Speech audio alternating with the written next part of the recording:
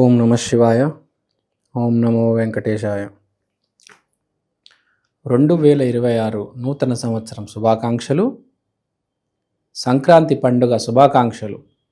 మీ అందరికీ మంచి జరగాలని హృదయపూర్వకంగా కోరుకుంటున్నాను.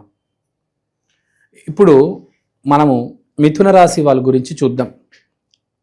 మిథున రాశి వాళ్ళు జనవరిలో ఎలా ఉండాలి? జనవరిలో మనకు తెలిసిందే పుష్యమాసం. మీరేమో మిథునం అంటే బుధుడు. సో ఇప్పుడు గురువు బుధుడు కలయిక గురించి మాట్లాడదాం. సో మనకు ప్రపంచంలో భూమి చూసుకుంటే 2 రకాల మనుషులు ఉంటారు. ఒకడు మంచోళ్ళు, ఒకడు తెలివివాళ్ళు. వీళ్ళిద్దరు ఒకరు అవ్వలేరు. ఎందుకంటే మంచోడు తెలివితేటలు ప్రదర్శించలేడు, తెలివివాడు మంచితనం ప్రదర్శించలేడు. ఏదో అప్పుడప్పుడు మంచి పనులు చేస్తాడు, కానీ తెలివివాడైతే ప్రతిసారి మంచిని పట్టుకొని ఊగలేడు. ఎందుకంటే తెలివితేటలు ఉన్నప్పుడు మంచి చెడు 2 పక్కన పెట్టేసి ఏదైతే మనకు ఏ పని చేస్తే డబ్బులు వస్తాయో వాడు ఆ పనే చేస్తాడు, ఆలోచించడు. అరే ఇక్కడ నేను ఇది చేస్తే డబ్బులు పోతాయి అని ఎప్పుడు ఆలోచించడాడు. ఇది చేస్తే డబ్బులు వస్తాయి అంటేనే చేస్తాడు. అది అప్పుడప్పుడు రైట్ అవ్వచ్చు, అది అప్పుడప్పుడు రాంగ్ అవ్వచ్చు.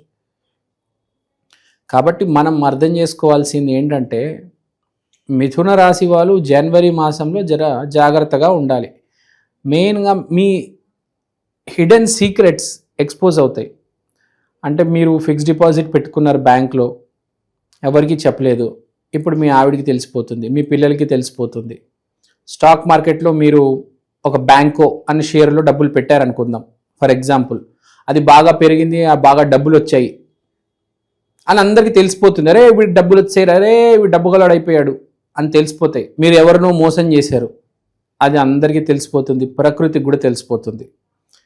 మీకు ఏదైనా అక్రమ సంబంధం ఉంది, బయటపడుతుంది. అంటే మీరు ఏదైతే దాపెడదామనుకుంటున్నారో అది అందరికీ తెలిసిపోయే అవకాశం ఉంది, జరుగుతుంది. తూచా తప్పకుండా నేను చెప్పడం లేదు, అవకాశం ఉంది. జాగ్రత్త. మీ హిడెన్ సీక్రెట్స్, ప్రతి మనిషికి హిడెన్ సీక్రెట్స్ ఉంటాయి, నాకు ఉంటాయి. నేను చెప్తానేంటి, అలానే మీరు కూడా చెప్తారేంటి, కానీ ఎక్స్పోజ్ అయ్యే ఛాన్స్ ఉంది. చూసుకోండి. వెలుతురు మీ హిడెన్ సీక్రెట్స్లో, మీ అండర్ గ్రౌండ్లో ఆ వెలుతురు పడేసరికి అందరికి కనిపిస్తుంది, అందరు చూస్తారు. సో ఒక అర్థం చేసుకోవాల్సింది ఏంటంటే పుష్యమాసం జనవరిలో కొంచెం జాగ్రత్త. మీరు గనక మీ తెలివితేటలు వాడి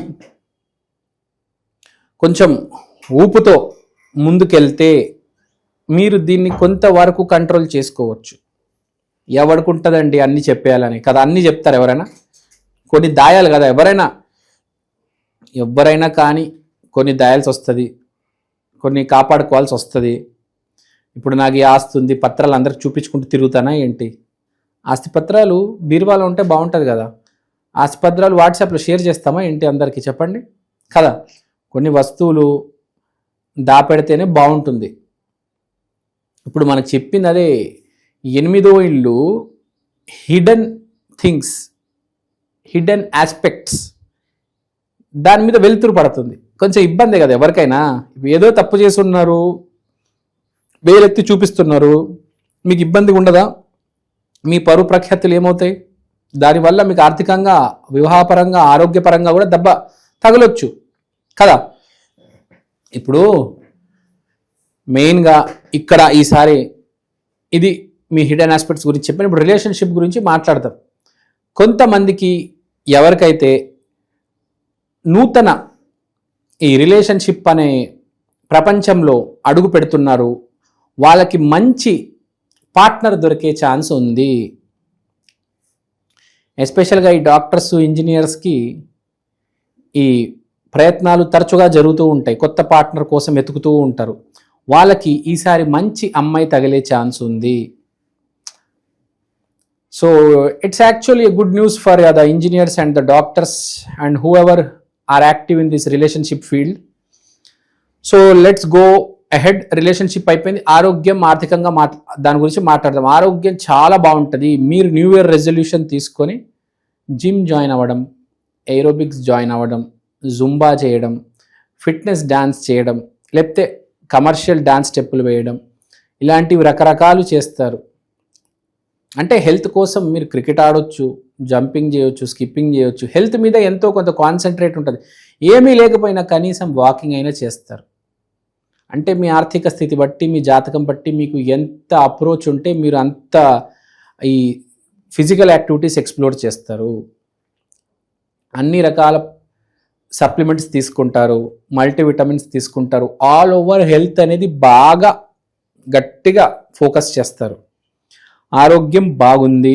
వివాహ ప్రయత్నాలు ఇలాంటివి చేసుకున్నా, నేను చెప్పాను కదా రిలేషన్షిప్ వివాహ ప్రయత్నాలు ఎలా జరుగుతాయి. పెళ్లి చేసుకుంటే మంచి అమ్మాయి తగులుతుంది, పార్ట్నర్ అయినా మంచి అమ్మాయి వస్తుంది. మంచి కాలం పుష్యమాసం బాగా మీకు ఒక రకంగా ఈ వివాహ పరంలో ఆ రిలేషన్షిప్ ఈ అంశాల్లో బాగా కలిసి వస్తుంది. ఆర్థికంగా మాట్లాడదాం. ముందే మాట్లాడుకున్నాం మనం. మీరు ఆర్థికంగా కొంచెం ఎదగాలంటే తెలివితేటలు వాడాలి, మంచి చెడుని పక్కన పెట్టాలి. కానీ నేను చెప్పేది ఏంటంటే 10 రూపాయలు పోయినా పర్లేదు, మంచికి మనము కలిసి ఉన్నాము, మంచిది పట్టుకుని ఉన్నాము. కానీ మీ జాతకం మిథున రాశి ఏంటంటే మంచి చెడు చూడదన్నమాట, డబ్బునే చూస్తుంది. మిథున రాశి అంటే డబ్బు, మంచి చెడు చూడదు. అలా అని చెప్పి మీరు అందరినీ కాల్ చేసి పీకేసి రక్కేయరు. కానీ అప్పుడప్పుడు నేను చెప్పేది ఏంటంటే ప్రకృతి గురించి కూడా ఆలోచించాలి, మనుషుల గురించి కూడా ఆలోచించాలి. ఇప్పుడు ప్లాస్టిక్ వ్యాపారం చేస్తున్నారు, లేకపోతే ఏదో ఒక వ్యాపారం చేస్తున్నారు. అది ఈకో ఫ్రెండ్లీ వ్యాపారం చేయొచ్చు, బయోడిగ్రేడబుల్ వ్యాపారం చేయొచ్చు. కానీ మీరేవో డబ్బులు అయిపోతాయి, ఈ ఫిల్టర్ కొనాలి, ఆ ఫిల్టర్ కొనాలి అని చెప్పేసి కకృతి పడకుండా ప్రజల గురించి ప్రకృతి గురించి ఆలోచించి మీరు కొంచెం మీ వ్యక్తిత్వ వికాసంతో తెచ్చుకొని కొంచెం చైతన్యం తెచ్చుకుంటే ఒక 10 రూపాయలు పోయినా మీరు చేస్తున్న వ్యాపారం వల్ల 10 మందికి హాని జరగదు. మీకు డబ్బులు వస్తున్నాయండి, డబ్బులు బాగానే కనిపిస్తున్నాయి, బుధుడు మంచి ఫామ్లో ఉన్నాడు, మీకు వ్యాపారం బాగా నడుస్తుంది. వ్యాపారం అంటే బుధుడు, బుధుడు అంటే వ్యాపారం. కానీ దానివల్ల ఇబ్బంది జరగకూడదు కదా. ఇప్పుడు ఫర్ ఎగ్జాంపుల్ నేను సినిమా యాక్టర్ని అనుకోండి, నేను ఒక సినిమా తీశాను, కొంచెం మంచి సినిమాలు తీయాలి కదా. బూతు సినిమాలు, పిచ్చి పిచ్చి సీన్లు ఉన్న సినిమాలు తీయకూడదు కదా. సొసైటీలో మీకే కదా పిచ్చి పేరు, చెడు పేరు. కాబట్టి మంచి యాక్టర్ అన్నప్పుడు మంచి సినిమా తీయాలి, పిచ్చి సినిమాలు తీయకూడదు. పిచ్చి సీన్లు, ఎక్స్పోజింగ్ సీన్లు. మంచి సినిమా ఒక 10 మందికి ఒక చైతన్యం తీసుకొచ్చి 10 మందికి ఒక మంచి జరిగే సినిమా తీయాలి. ఒక బొమ్మరిల్లు లాంటి సినిమా తీయాలి, పిచ్చి పిచ్చి చిత్రాలు తీయకూడదు. అట్లనే మీరు కూడా ఏ వ్యాపారంలో ఉన్నా, ఏ జాబ్లో ఉన్నా మీ వల్ల కొంచెం మంచి జరిగేటట్టు చూసుకోవండి. పిచ్చి సినిమాలు, బూతు సినిమాలు తీస్తే డబ్బులు వస్తే కానీ పేరు ప్రఖ్యాతి పోతుంది. కాబట్టి ఆ అవకాశం ఉంది. పేరు ప్రఖ్యాతి విపరీతంగా బిజినెస్ వల్ల బాగా డ్యామేజ్. ఒకటి బిజినెస్, ఒకటి జాబు.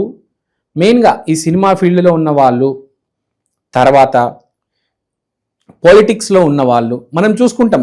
పబ్లిక్ లైమ్ లైట్లో ఎవరు ఉంటారండి? సినిమా వాళ్ళు, పాలిటిక్స్ వాళ్ళు, ఇన్ఫ్లుయెన్సర్స్. ఈ ముగ్గురే కదా.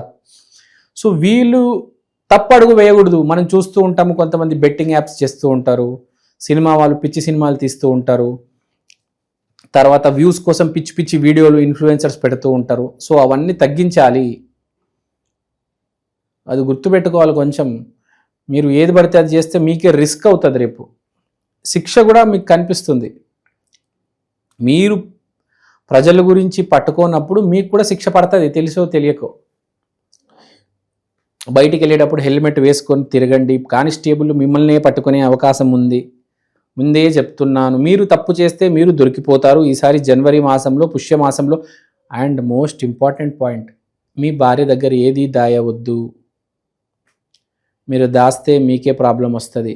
2026 మన ప్రతి ఒక్కరి జాతకం, మన పార్ట్నర్, మన వైఫ్ అంటే స్పౌస్, వాళ్ళ మీద ఆధారపడి ఉంది. కాబట్టి భార్య దగ్గర ఏది దాయవద్దు.